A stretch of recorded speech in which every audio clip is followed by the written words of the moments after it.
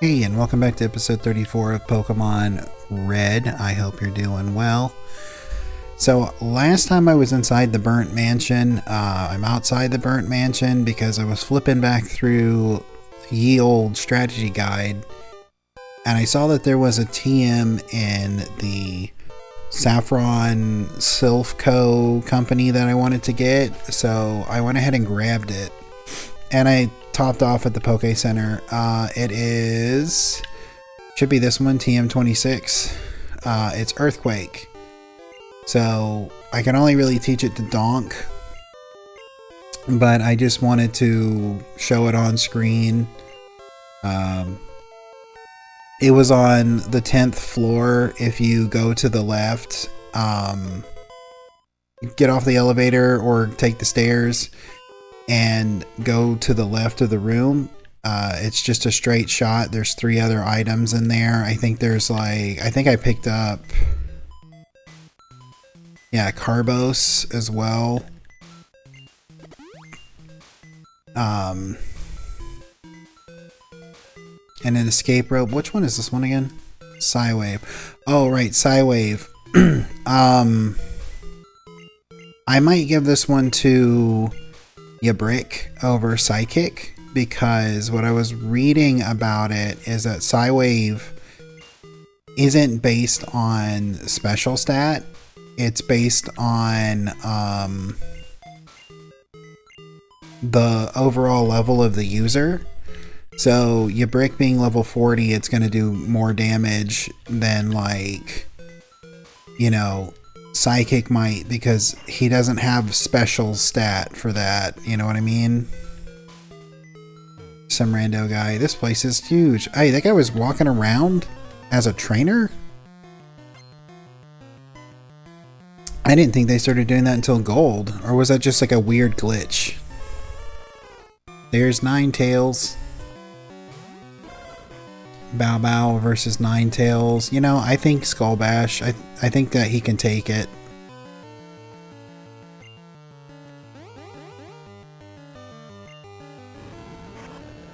You know, I should look up and see if Ninetales has any kind of moves like Flamethrower, where it's like once it's evolved, if it hasn't hit a certain level, you can't get it fire-wise. I'm curious. Let me look at that real quick. Should take me 5 seconds to hopefully find it.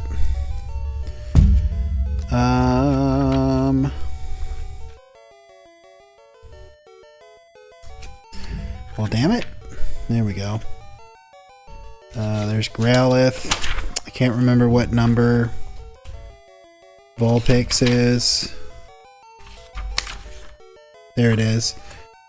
Vulpix learns Fire Spin at 42.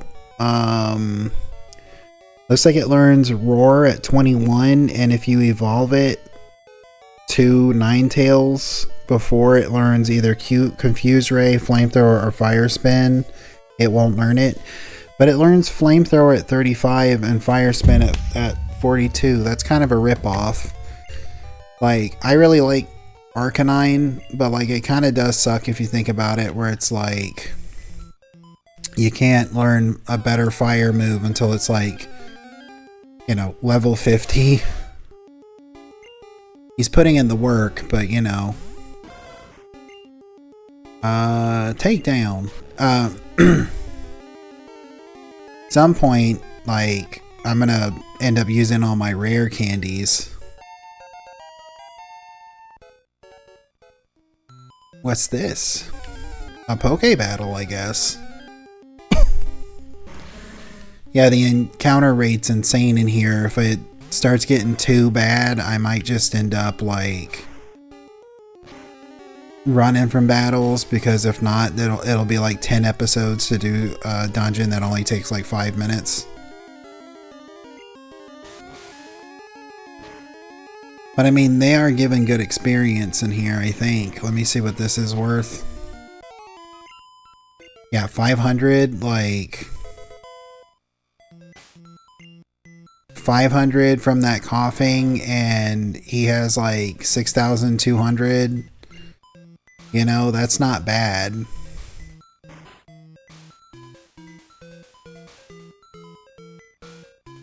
let's see. Oh, I didn't read that diary.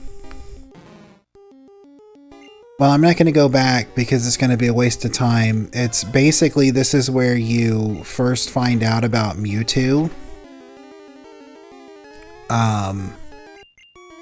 This is the place where they were, you know, cloning Mew and, you know, doing all the experiments and everything. That was done in this mansion. So, you know, because of that, like, this is where you first start reading about it. Like, July 5th, Guyana, South America. I probably said that wrong, but whoops. A new Pokemon was discovered deep in the jungle. So this takes place in, you know, in real world because we're in the Kanto region of Japan and Johto is in the Johto region of Japan. And they're talking about America. So it's almost like it's like something happened. Something had to happen to cause Pokemon in this world to exist. And I know, you know, the modern explanation is like they've always existed and it's, you know, stuff like that. But I don't know, like it raises this original game raises a lot of questions, you know, when you think about it before all of the like the lore and everything came about. All of the explanations for a bunch of different things came about. Like it's pretty interesting to think about, like, how did things go? I remember watching a video a while, like a decade ago. I can't remember if it was like a game theory video or if it was like before game theory. But I remember watching a video a while ago that was talking about, like, they think that Pokemon are supposed to be like, you know, that like the war that Lieutenant Surge talks about is like some kind of nuclear war. And that Pokemon are like, you know, mutated like animals. And like, you know, this was, like I said a minute ago, this was before they had like, I don't know how many games are there? Like 10? 8 to 10 games that they've actually laid the foundational groundwork of like lore and stuff. What'd you do? Follow me to roar at me again? Take down. He's gonna roar. Oh, he also took down.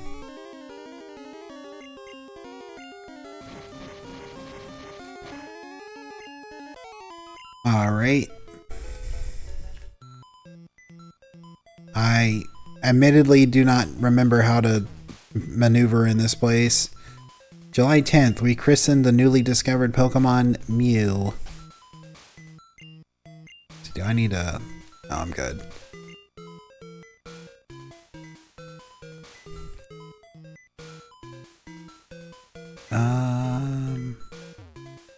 I don't... Are there stairs up there where those beds are? I don't remember. Like, I don't really remember where to go. I think there might be... I think we have to go up to another floor, flip a switch, and jump down somewhere. Swift.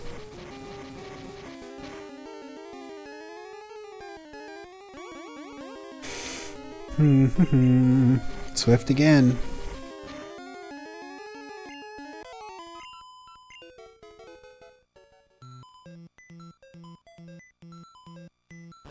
Yeah.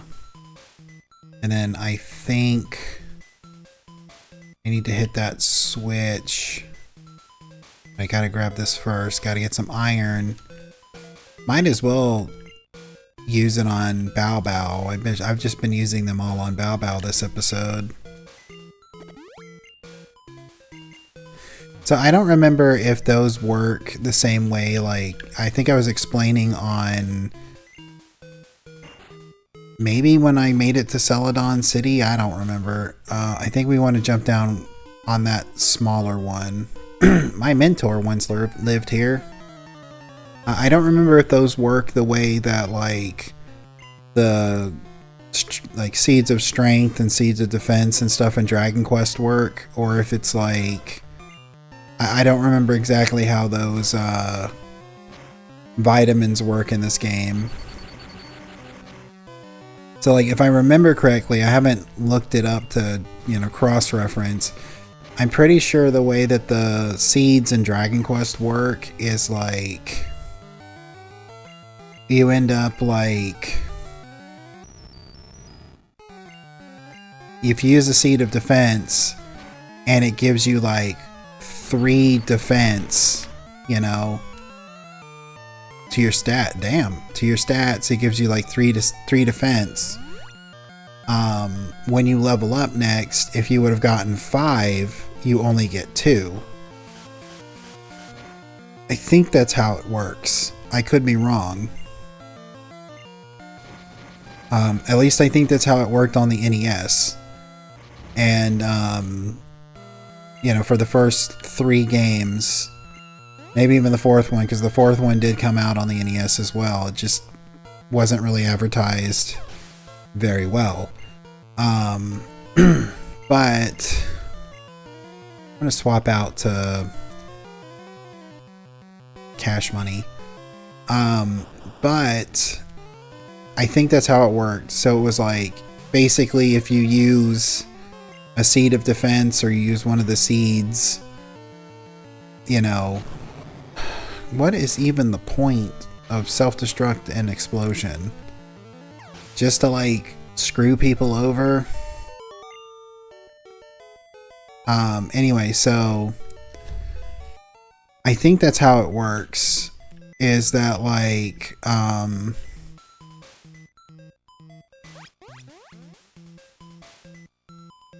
yeah, this is, I think, the place I wanted to be at. Or is it? I think I might have messed up.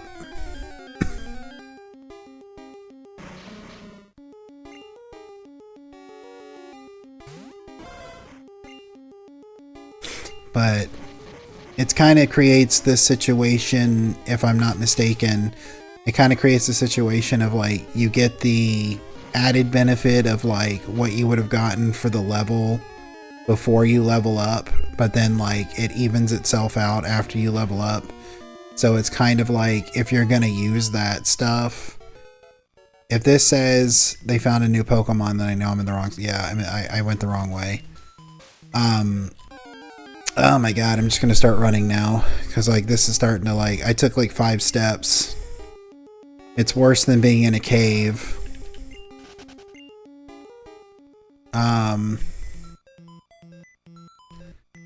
Like I was saying, it kind of gives you the benefit of getting it early, but it's almost like you might as well just hang on to all of that stuff until the end of the game. That way, if you've already done all your level grinding and you're like, you know, I've gotten as high as I want to go, I'm gonna like attempt the final boss. You know, you can save the game and then use all the seeds up before the fight, so that it's like, if you, I might fight this guy because like he might actually give me like a pretty good experience payout. Anyway, so it's like, if you save the game and then just before the fight, the final boss, you dump all your seeds into your characters, then like you don't have to worry about, like, if you end up winning and you're not going to level up anyway, then you don't have to worry about it, you know what I mean? So then you get an extra boost. It's kind of like in Dragon Quest XI. I think Dragon Quest XI is the only Dragon Quest I've ever gotten all the characters to level 100. Because, like, it's actually really easy to do so. Especially if you know the trick to, like, spawn, I think it's 1 or 2 King Metal Slimes, which give you the most experience you can get in the game, I think, from an enemy, a regular enemy encounter. And, I mean, there's videos on it if you're interested. It's basically using like Hendrik. I think it's Hendrik, Jade, or the main character, and Eric. I can't remember. I think it's an ability called Hallelujah or something like that. I can't remember exactly how it goes, but it randomly spawns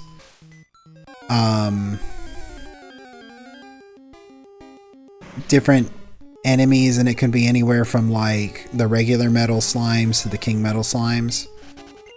So like you just kind of spam that. Or if I remember correctly, Hallelujah might have be the ability to double the experience and stuff that you get. So it might be like you do that and then you try and spawn the king metal slimes, and then like you try and use like the one hit kill move and like see if you can just like nail it with a one hit kill.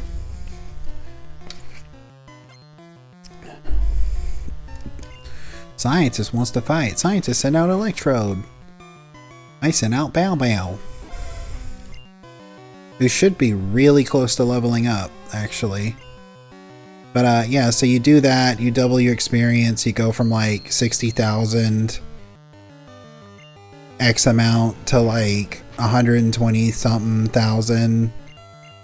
And you just kind of walk away with like everybody leveling up like fairly quickly, because the nice thing about Dragon Quest XI is like I think it's the only Dragon Quest where everybody in your party gains experience no matter where you are in the overworld. Because usually you have the horse and cart, and if the horse and cart isn't with your main party that you're using, then the backup party doesn't get any experience. So it's really nice because like as long as you have all your party members, like everybody's gonna get experience. Even the ones that you're just like not gonna use all that often, that like I said are just kind of backup. But what I will say about like, so I have a pet peeve that like Dragon Quest XI actually solves. And my pet peeve with role-playing games is I really don't like it in role-playing games when they give you more party members than you can actually have in a party at any given time. What's this? Carbos. So like, you know, if you can only have 4 party members, it drives me kind of nuts that they give you like 12 to choose from, you know what I mean? Because in my mind, and maybe somebody else will think differently, I mean, I think it's cool that it's like on different playthroughs you can try different parties. But in my mind, I'm just going to end up like choosing the best party members. Diary, September 1st. Mewtwo is far too powerful. We have failed to curb its vicious tendencies. You know, I think in the one that I didn't read, it tells you what day Mewtwo was born. I should look that up and see like when that is. I don't know why I would do that. It's not like I'm going to celebrate Mewtwo's birthday, but it would just be interesting to know, I guess. Like one of the most iconic like Pokemon that created the post-dungeon like Pokemon tradition is like, you know, gives you a specific birthday. Okay, Blizzard. Can anyone learn Blizzard? Shredder can learn Blizzard. What would I get rid of for Blizzard?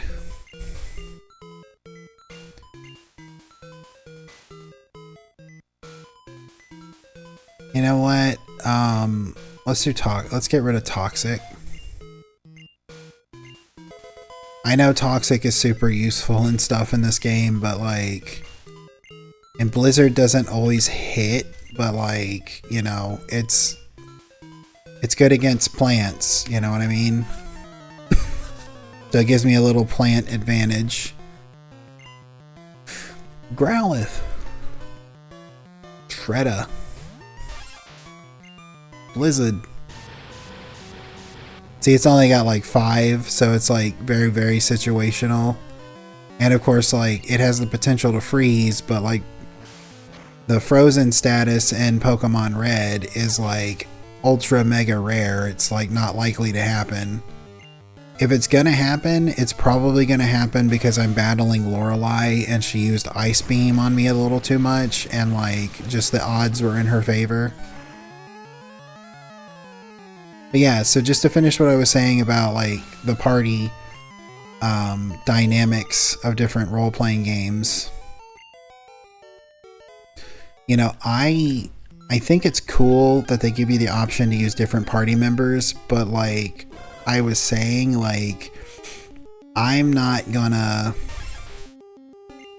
really plotting to use anyone that's not like, you know, I'm not plotting to use anyone that's not like already like the best characters you can get in the game. You know what I mean? Like Dragon Quest IV and Dragon Quest IV Chapters of the Chosen give you like 8 party members, and like you have 4 really good party members, and then you have like the other 4 that are their counterparts, kind of. Like you have 2 people who specialize in healing, two people who specialize in offensive magic, you know, 2 people who focus on like physical attacks and stuff, and then you have like the main hero and one other person, but that one other person I don't think is in the final party. Like you do their chapter and that's just kind of it.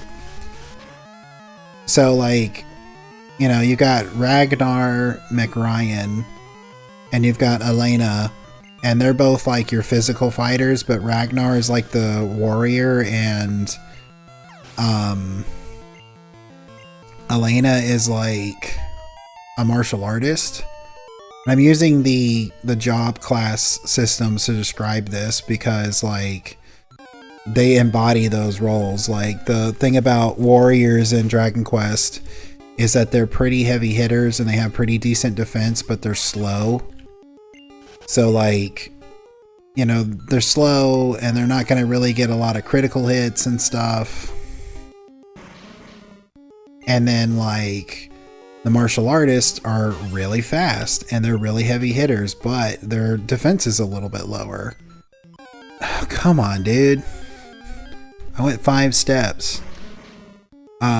So their defense is a little bit lower, but they're faster, and that like allows...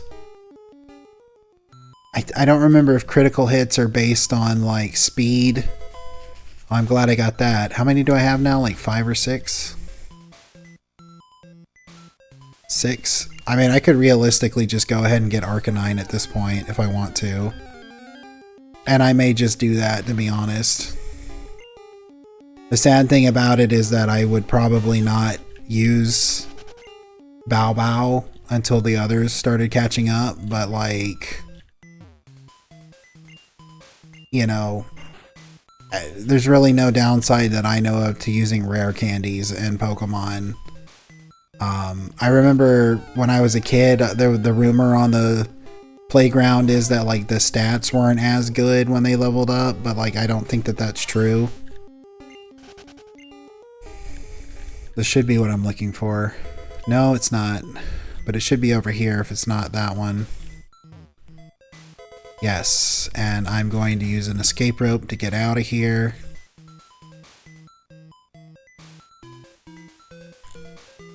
So I believe I saw that I had one.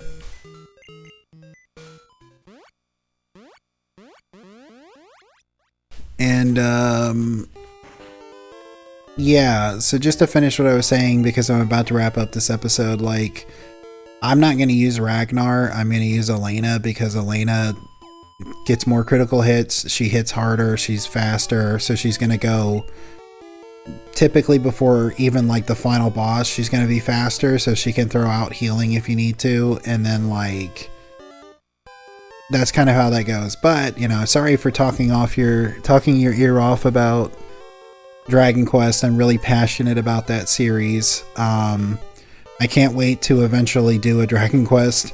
I'm probably, if I'm going to be honest, if I don't play the Switch ports of Part 1, I'm probably going to do a playthrough of the first game when they release the HD 2D remake. Don't know if I'm going to do it right away. Might do it right away. Probably not, because I think Pokemon might still be going on. But that being said, if you watched the video, I appreciate it. If you made it to this point in the video, I really appreciate it. And I hope you have a great rest of your day. Bye.